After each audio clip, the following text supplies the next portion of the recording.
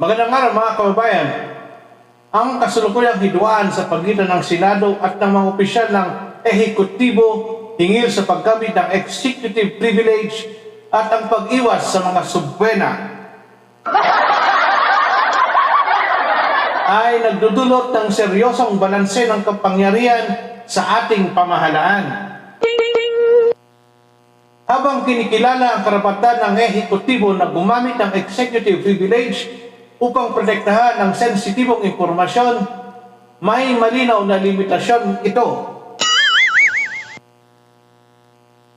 Ayon sa desisyon ng Korte Suprema sa kasong Nery versus Senate, ang executive privilege ay hindi pwedeng gamitin bilang isang blanket na dahilan upang tanggihan ang pagdalo sa mga pagdinig sa Senado, lalo na kung ang impormasyon ay hindi direktang may kinalaman sa pangbansang seguridad o diplomatikong usapin.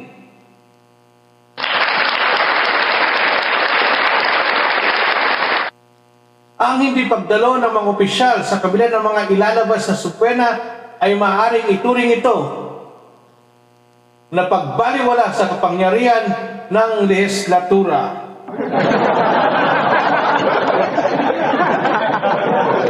Na magsagawa ng investigasyon bilang bahagi ng kanilang tungkulin. Ang Senado ay may kapangyarihan mag-issue ng contempt orders laban sa mga individual na hindi sumusunod sa kanilang subpena, isang kapangyarihan na kinikilala ng Korte Suprema bilang mahalagang kapangyarihan upang may sakatuparan ang kanilang mga tungkulin ng epektibo. Awesome! Mahalaga rin tandaan ng paggamit ng sub judice rule o ang executive privilege upang maiwasan ang pagtalakay sa mga isyong kasalukuyan ay may hangganan. Ayon sa mga pag-aaral ng sub judice rule or executive privilege ay hindi dapat gamitin upang pigilin ang lehitimong pagtatalakay sa mga isyong pangpubliko, lalo na kung ito ay may malaking epekto sa interes ng bayan. Mga kababayan, sa ganitong konteksto, ang patuloy ng pag-iwas sa mga opisyal ng ehekutibo sa pagdalo sa mga pandinig ng Senado ay maaaring magdulot ng constitutional crisis kung saan nagkakaroon ng tunggalian sa pagitan ng mga sangay ng gobyerno.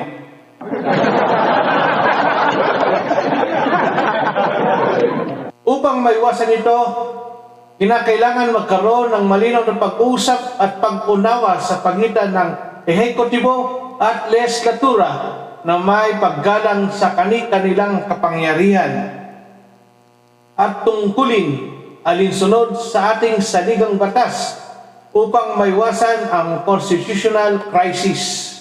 I love it! You guys are so great! Na maaring makaapekto sa ating bansa.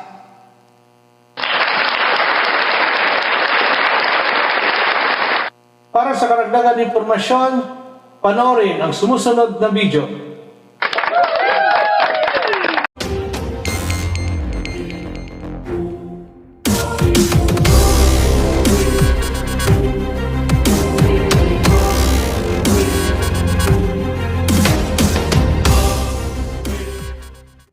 Dito yung mga sapina para kina Jean Fajardo, General Nick De Los Torre, ang ating mga sekretary, Special Envoy Marcos Lacanila. Papakontempt, walang tao sa kwarto na iko-contempt. Paano tayo magsasapina, hindi pa napipirmahan at naibibigay sa mga nauukol. Ma'am, tatapusin niyo na po. Kami pong sapina, tulad ng sinabi ko kanina, kung ang sigaw ng taong bayan para kay dating Pangulo, Presidente Duterte, ay bring him home, ang sigaw ko naman sa ehekutibo, bring them here sa Senado para may testigo tayo at maliwanagan ang mga tao. Napakarami pong tanong. Ngayon, dala-dala ko ang iba't ibang sapina. Pagkahaba-haba po to, hindi naman siguro covered ang bawat pulis ng executive privilege at ng subjudice. Andito yung mga sapina para kina Jean Fajardo, General Nick De Los Torre, ang ating mga secretary, Special Envoy Marcos Lacanilao. Ang dami po ang dami-daming hindi sumipot, kaya hindi tayo makausad sa atin. Andito rin si General Marbil, ang dami pong sabina.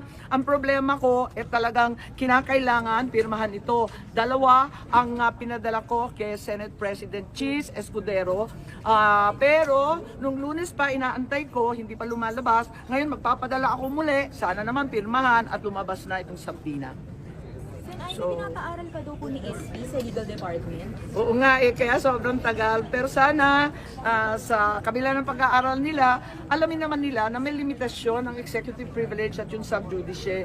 Yung klarong-klaro po, ang executive privilege, hindi siya pangkalahatang pagtatakip, hindi siya blanket na excuse, kundi kailangan very specific, tunay na makakapinsala sa national security at talagang nasa high level lang, sa kabinete lang at sa ating Pangulo. Hindi yung basta-basta, pati yung simpleng mga pulis, mga opisyal, yung mga doktor, hindi naman sila kasama doon. At saka yung sub-judice, hindi naman pinagbabawal ng ating Korte Suprema ang investigations in aid of legislation kasi iba naman ang pakay namin para sa bagong batas o di kaya oversight at hindi tungkol sa kaso.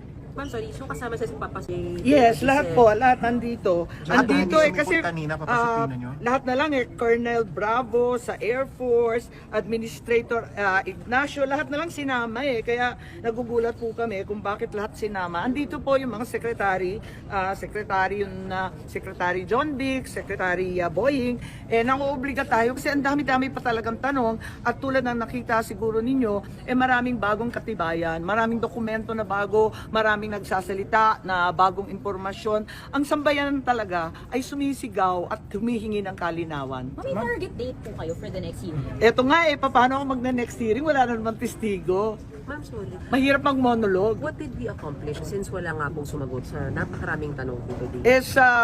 Palagay ko, at least kahit papaano, nabigyan natin sila ng idea. Dati nagagalit at nasa sulat ni Executive Secretary Bersamin. Ano yung mga tanong ninyo?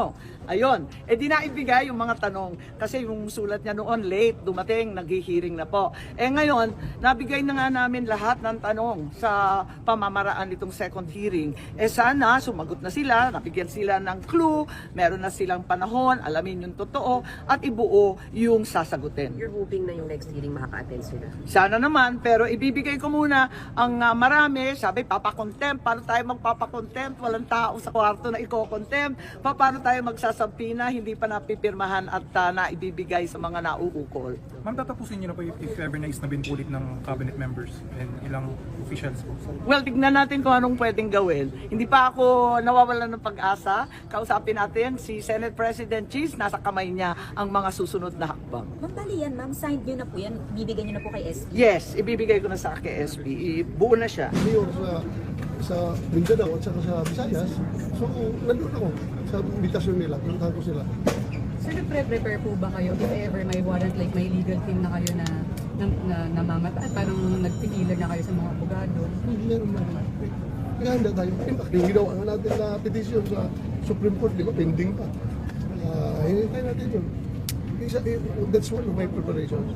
Yung ginawa natin petition sa Supreme Court. Kung meron nga pong warrant, sir, how do you plan to confront it? Pupunta po ba kayo or lalabanan nyo rin sa court? You will assert na dalhin kayo sa As court? I have said, hindi ko ni-recognize yung jurisdiction ng ICC. If yung warrant na yan ay galing sa ICC, to hell with them. Pero kung warrant na yan ay galing sa ating local court, respetuhin ko yan. Kapag galing sa Supreme Court o galing sa RTC, respetuhin ko yan. Pero kung galing sa ICC, So same yung stand nyo, sir? Ha? Same lang yung stand nyo? If it's coming from This- ICC, what? no. Okay. Kung kami from ICC, hindi ko ni-recognize yan. Alright. Sir, kumusta, sir? Sir, kumusta? May communication na kayo kay PRRD? Wala nang... No plans of going sa Dahig? Ha? No plans of going? Kaya kung ating mag-apply ng Schengen visa, yung isyuhan ako, then maybe bago, or kung may pagkakataon, before election, sana makabisita man ako sa kanya. Sure, wala kang concern, baka i-detain ka na dun. Diretso na siya. Sige lang, pwede din nila ako doon. Pero pagpunta ako doon sa dahig, mag-week ako, Wig ako, pero hindi lang ako makilala doon. So, ha? Anong pangalan gagawin? Kumpiyansa ka. Iba, akala mo isa lang wig ko. Meron pa akong afro dyan. Tingnan nyo, pag mag-afro na ako, hindi lang ako makikilala. Speaking of visa, may US visa ka na ba ulit? US visa, meron, pero nag-expire na. Hindi pa ako nagpa-renew. Since nung 2020, sir, nung kinancel nila, hindi Yung kinancel nila, afterwards, nag-uusap si Presidente Duterte at si President Trump, binalik yung visa ko.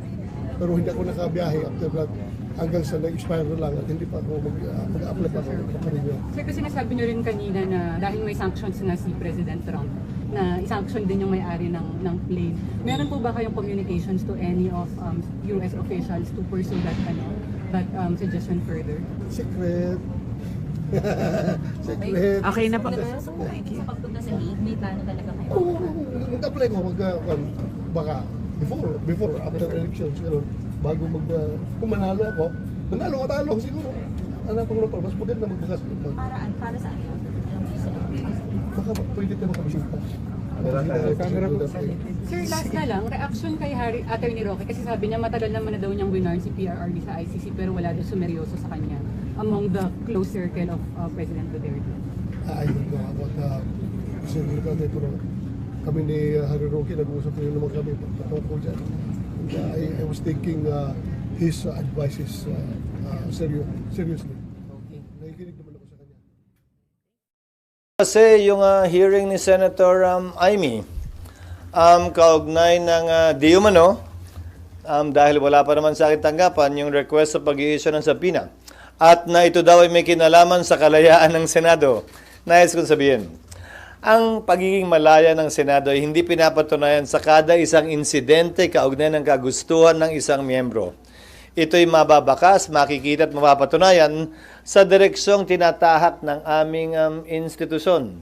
Nasabi ko na kanina, at alam na rin niya yun, na dahil sa pag-invoke ng executive privilege na sang-ayon sa mga naging desisyon ng Korte Suprema, ay minabuti ko na ito'y i-refer sa legal ng Senado para sa gayon ay matiyak na ang aming gagawing hakbang ay hindi makakadagdag ng gulo at hindi maglilikha ng constitutional crisis. Dahil sa dulo, anumang compulsory process na i-issue ng Senado na hindi kayang ipatupad ng Office of the Sergeant at Arms, siyempre hihiling ng tulong yan sa tanggapan ng Philippine National Police. Paano mo ipapatupad yon kung hindi sumasang-ayon ng executive doon? Yan ang simulain at bahagi ng tinatawag nating constitutional crisis na hindi ko papayagang mangyari o makadagdag pa sa kasalukuyang mga problemang kinakaharap ng ating bansa. Tinanong niyo ako kanina, sang-ayon ba sa pagkakaroon ng pagkakaunawaan o mas pagkakahiwa-hiwalay natin ang pagdinig na ito? Tingin ko yung pagdinig hindi. Pero kung gagawin namin itong hakbang na ito nang hindi pinag-aaralan ng lubusan, marahil ay hindi ito makakatulong sa pagkakaisa natin at dadagdag sa posibilidad na magkawatak-watak tayo lalo. Iintayin ko muna yung legal, pero ayokong inaakusahan ng Senado na hindi nagiging patas, depende kung pipirma o hindi. Hindi nakabase yun doon. Gagawin ko pa rin palagi kung anong tama at naaayon sa batas at hindi kung ano ang pangangailangan o kagustuhan ng isa o ilang miyembro. So wala pa rin, sir, recommendation yung legal? Wala pa, nag-lunch ako tapos dumiretso na ako dito, hindi ko pa nakikita. So kung sakali mag-request Senator Amy para doon sa panibago na subpoena, hindi niyo yun a-actionan hanggat walang Hanggang wala pang recommendation? rekomendasyon yung legal dahil nasa parehong sitwasyon yan. So hindi na ba maiwasan na madala pa ito sa Korte Suprema, sir? Pag-uusapan din. Ulitin ko, lahat ng mga naging question kaugnay sa executive privilege ay nagdulot lamang ng mas malawak na kapangyarihan at amplification sa parte ng executive laban sa kapangyarihan ng Kongreso. So isang konsiderasyon yun na dapat naming tingnan at suriin. Siyempre palagi may pag-asang mababaligtad yon, pero may pagkakataon at tsansa rin na lalong mapaigting yon. So, isa sa mga konsiderasyon nyo na aming titimbangin. So, sir, ano yung situation ngayon? Parang may, confrontation between the executive and the Senate? Wala. Kaya ngayon ang iniiwasan ko eh. Kasi klaro naman yung batas kaugnay ng executive privilege. Pero imbis na mag-abogado nga ako sa sarili ko, nirefer ko na sa mga ibang abogado pa para hindi masabing sarili kong opinion lamang ito. So sir, the mere fact na may panibagong pinapasabina, dapat bang bilisan na ng legal team ninyo yung recommendation? Hindi. Anumang bagay na minadali mo, baka sa dulo mas masama ang kalabasan. Gawin nila ng tama ang kanilang trabaho na ayon sa kompletong pag-aaral at research. Yun ang mas importante sa akin. Sabi kanina sir ni Senator Ronald Bato de la Rosa, hindi pagrespeto doon sa doktrina ng checks and balance, yung hindi pagrespeto doon ng mga taga-executives doon sa Yan ang eksaktong sinabi namin sa kaso ni Ermita at sa kaso ni Neri. Ang kinatigan ng Korte Suprema ay ang executive branch. At binigyang pagpapahalaga, timbang yung executive privilege na kapangyarihan daw ng executive branch. Hindi naman porkit hindi tayo sang-ayon ay ibig sabihin mali na yon. Lalo na kung may desisyon at batas na nagsasabing yon ang tama sa ngayon at sa kasalukuyan. Sir, for the record po, yung request for subpoena ay nasa inyo na? Wala pa. Pero may idea na po kayo kung Kasi ilan yung napanood ko kanina sa hearing, ganun kakapal eh. At nasa sa akin na raw. Wag naman ganun. Akala ko nga papadala na agad eh. Wala pa naman. Hindi pa yata niya nasa-signan din eh. Nasa building na ba tayo ngayon o wala pa? Pwede naman, sir. Sige, kayo po muna. Wag na. Yes, ma'am. Sir, sabi lang po kasi ni Rep. Robes, gusto niyang sumulat sa Robes. sa presidente na i-certify as urgent daw po yung anti-road rage bill given yung mga recent incidents. And susulat din daw po siya dito kung merong counterpart. Meron po bang counterpart bill dito? And would you support certifying it as urgent? Hindi ko alam kung may counterpart dito at hindi ko alam kung anong laman ng anti-road rage bill. At kung anong pinagkaiba nito sa murder in relation to the penalties that may be imposed. Dahil yung huling road rage incident sa Antipolo, sinampahan na ng kasong murder yung bumarel. So anong pinagkaiba ng road rage bill na ito? Paano niya mapapadali? Paano niya mapapabilis? O paano niya maliliwanag pa yung krimen kung sakasakali? Sir, last na lang po, Sir, New Yes, Senate Building. Pinirmahan ko na yung DAED, Detailed Architecture and Engineering Design, nung isang araw. Ito ang kauna-unahang pagkakataon, wag niyo akong tanungin kung bakit, na nagkaroon ng DAED ang building na ito, na dapat sana ay meron na bago pa man simulan ang building construction ng anumang building. But finally, meron na para tong roadmap, ika nga, hindi lamang plano, pero detailed nga, yung unang D, detalyadong plano na ito ng building. At ngayon na namin, sa pamamagitan ng pagbibid ng mga amounts na kailangan gawin, trabahong kailangan gampanan, kung ano magiging suma total nito sa mga susunod na linggo. Dahil nga, meron ng kompletong plano hanggang sa matapos yung building na pinirmahan ko, pinirmahan ng DPWH, pinirmahan ng contractor doon sa mga may pending pang trabaho at pinirmahan ng mga consultant at eksperto na kinuha ng Senado. So next week, hopefully, kung gusto niyo sumama, magsa-ceremonial signing din kami noon kasama ng mga stakeholders upang sa gayon ay maisa formal ito at para makita nyo na rin siguro kung nasa ang stage na nga ba ito para maniwala kayo pag sinabi kong hindi pa kaya sa kasalukuyang taon. Sir, na-mention nyo kanina na doesn't mean na kung hindi sunod yung kagustuhan na isang member, parang hindi na yung kalayaan ng Senate. Are you hoping ba na kung may away man between Senator Amy at saka ang presidente, wag nang madamay pa yung Senate? Well, wala ako nakikitang away sa pagitan nila. Ang nakikita ko ay hindi pagkakasundo kaugnay sa isang issue o bagay. May kinalaman man yun sa politika o sa kanilang trabaho bilang Pangulo at bilang miyembro ng Senado. Hindi sa ayaw kong madamay ang institusyon. Pero bilang tagapangulo ng Senado, gagawin ko ang aking trabaho at gagampanan ko ng naayon sa batas at naayon sa tingin kong kinakailangan ng ating bansa at ng institusyong ito. hindi depende sa kagustuhan lamang nagkataon ng isa o dalawang hearing o isa o dalawang miyembro ng Senado. Pero I will reach out to them in order to explain the legal situation with respect to the invocation of executive privilege, na hindi ito simpleng pagdadahilan lamang. Gaya ng sinabi ko sa inyo kanina, hindi ko tinatanggap din yung sub judice argument ni Executive Secretary Bersamin. Maliwanag ang mga desisyon ng Korte Suprema niyan. Hindi pwedeng pigilan ang pagdinig ng Senado o ng Kongreso for that matter dahil may pending case. Subalit, yung invocation ng executive privilege, yan ay naaayon sa batas. Magre-reach out, it means kakausapin mo sila, sir, sina Senator Amy. Kakausapin ko sila matapos ito siguro, matapos kong matanggap yung kanilang request. Hindi para pigilan o sabihan sila kaugnay sa dapat o hindi nila dapat gawin. Pero para marahil ipaliwanag yung sitwasyon at direksyong tinatahak ko bilang tagapangulo ng Senado at mga rason kung bakit ko gagawin o di gagawin ang isang partikular na bagay. I think I owe that much to them. Sir, another question po. Sir, tungkol po sa impeachment at For saka you, sa there. ICC. Yes, ma'am. Hi, sir. Could emerging details from the ICC proceedings be used as factual basis in an impeachment complaint against BP Sara? I don't think so. Because crimes against humanity is not one of the 7 charges filed against the Vice President. That has already been received by the Senate, and that cannot be changed anymore at this time. At least not until we approve the rules and or not until we send summons.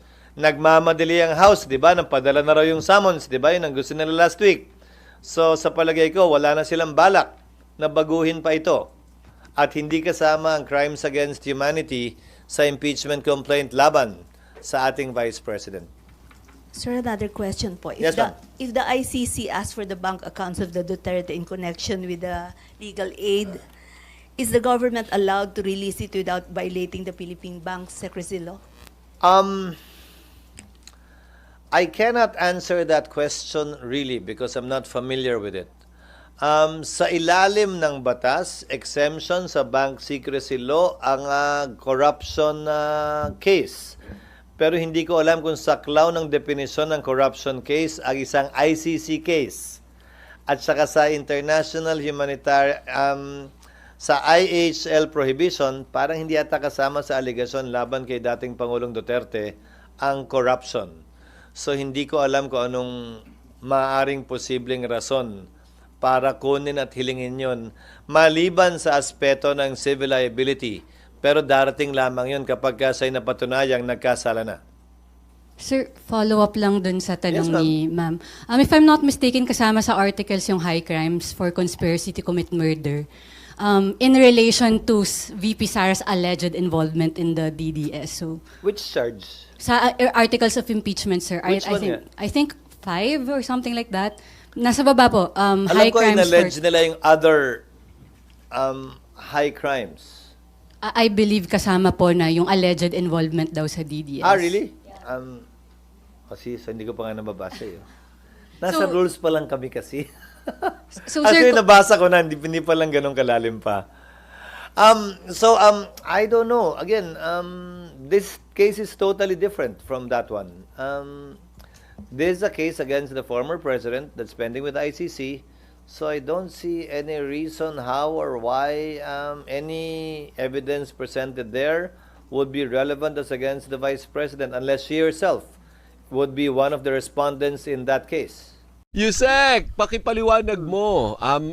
Kasi hindi pa today pa lang sila magmi-meeting about dun sa statement partner ni ES Lucas Bersamin. Na? So sabi ko okay lang, walang problema. Ibig sabihin wala pa siya masasabi. But perhaps you are a lawyer. Pakipaliwanag, ano yung ini-invoke ng Malacanang na executive privilege? Ano ibig sabihin nun para kay Aling Barang? Oo, itong executive privilege kasi, Alvin, ito yung, kumbaga, constitutional doctrine na to na inaalaw ang presidente at yung mga high ranking executive officials na i-withhold yung mga information from the other branches of the government. Lalo-lalo na kung ito may kinalaman sa national security, diplomatic relations, military affairs, and internal deliberations na within the executive branch lang. At kapag ito'y pinilit, baka magkaroon ng violation ng separation of powers kasi baka magkaroon din ng tinatawag nating undue encroachment, no? Encroachment ng other department dun sa kapwa niya, co-equal department niya. Oo. Bakit siya ini-invoke? Kasi siyempre tatanong ng tao, alam mo naman si Senator Amy, siyempre ay kukulayan ngayon ni Senator Amy, sabihin niya, kita nyo na. Kita nyo na, may tinatago. Ayaw ng PEP umattend dito sa hearing namin. Pakipaliwanag mo nga, Yuse Claire, bakit yan ini-invoke? Kasi may mga pagkakataon na yung pagde-decision making, paggawa ng polisiya, na internal lang talaga sa executive branch ay hindi naman pwedeng isiwalat. Halimbawa lang to ha.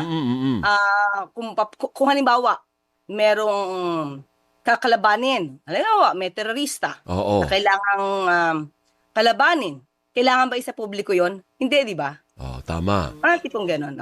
Kasi may nakataya na national interest. Parang ganon. Kung baga pag binuyang-yang mo yan, baka makatakas pa yung terorista. Parang ganon yung dahilan nun. Yes, oo. May mga pagkakataon kasi na hindi mo agad kailangan isiwalat ito. Kasi baka may mga susunod na pangyayari, ganun pa rin naman gaganap. Di parang nabasa na yung galaw ng ehekutibo. Pero sa kasong ito, yung pag-aresto kay dating Pangulong Duterte at ngayon nasa The Hague na siya, anong anggulo doon na parang pwede sabihin na hindi na nasabi na namin eh. Parang ganoon siguro. Nasabi na kasi nag-guest na naman sila last time, 'di ba? Nag-resource person na sila doon eh.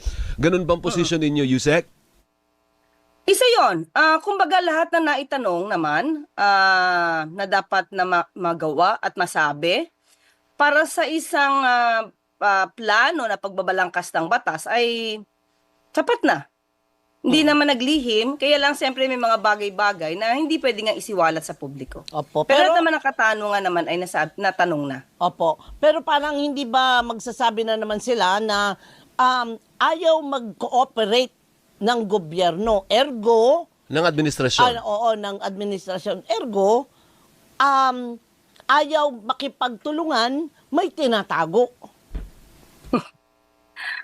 Ma'am Doris, kung yan ang balak ng Pangulo sa umpisa pa lang, katulad ng mga sinabi ko, di ba dapat umpisa pa lang hindi na pinapunta?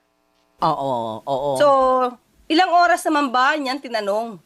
Yung mga cabinet members, yung mga ibang high-ranking officials natin, ilang oras naman ba yun? Hindi naman siya iniwan, hindi naman nag-walk out sa kanya. Lahat naman ng tanong sinagot sa kanya. Except, of course, yung covered ng executive privilege. Alright. Kaya importante, Claire, na ipaliwanag sa tao, lalo na sa ordinaryong masa, ano ibig sabihin yan? Exactly. Kaya kinuha ka naming guest so that the Malacanang can explain. Kasi medyo highfalutin yan para sa ordinaryong Juan de la Cruz, Yusek. Totoo. Actually, Alvin and Ma'am Doris, in-explain naman din ito ni Senate President Chis Escudero na maaari talagang i-invoke ng ehekutibo yung executive privilege. May mga tanong naman din daw na hindi covered at ito yung pinalagay naman niya na nasagot noong huling hearing. So, I think enough na yon. At talaga naman ito yung maaari talagang i-invoke. Ito na may mga Supreme Court decision naman na pagkapatungkol ito sa mga, let's say, yun nga, katulad sinabi ko, military, diplomatic, national security matters, maaari talagang hindi ito isiwalat sa publiko. Tama naman na maaaring invoke. Pero ang tanong kasi doon, the more pressing issue is why? Bakit yung why are you, yun ang dapat sagutin ng Malacanang, yung why. Bakit? Kaya kailangan may paliwanag at maintindihan ng kasi otherwise, mas madaling intindihin yung argumento ni Senator Amy. Lalo pa. Mas madali yun eh. Pang marites nga yun eh. May tinatago kayo dyan. Ang naratibo, sabi pa niya, sayang, dapat ay makapagpaliwanag ang Malacanang. Hindi nagpaliwanag na nga. Hindi yun na nga. Yun ang dapat na pananggalang mo doon. Na na-explain na-exhaust na. Ang lahat, ano pa ba itatanong mo na hindi mo na itanong nung nakaraang hearing, Yusek? Kasi kung papansinin nga, halos pa ulit-ulit na yung tanong niya. Lahat naman nasagot na eh. Yun. So, Hindi naman sila nag-invoke ng my right to remain silent o Ay, ganyan. hindi. Oh, hindi. Hindi naman eh. Oo. Oo. Ay, sagot Yung mga nga ng sagot. Sige, Yusek. Oo, di ba? Lalo na si Secretary Boying Rimulya. Siguro yun lang mga napaloob na napag-usapan talaga. Yun lang naman ang hindi maaaring i-reveal. Pero the rest naman binanggit na lahat at nasabi.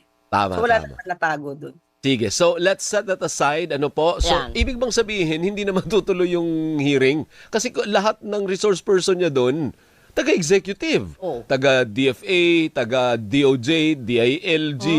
Ay lahat yun under sa office of, under sa Malacanang, Yusek. Hindi, pwede naman po niya ituloy. Maaari po siya kumuha ng mga expert witnesses. Sabi ko nga po, yung mga eksperto sa batas. Sabi ko nga po, dapat hindi lang isang tao o isang lawyer ang kanyang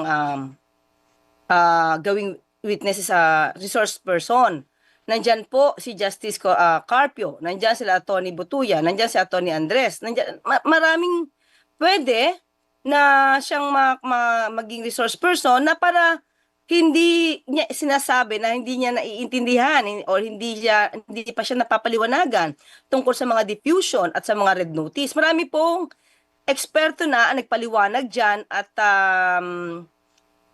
yung pong mga paliwanag na yun ay naaayon po sa naging decision po ng administrasyon o ng pamahalaan. At sapat na sa palagay nyo, ma'am. Opo, kung siya naman ay gagawa at magbabalangkas ng batas, ay sapat na po yung kanyang mga nakuhang mga informasyon. Pero Sige. pwede Sige lang, partner. isang syungang tanong, Madam Claire, pwede ba silang i-cite in contempt? Sa aking palagay po, dapat hindi.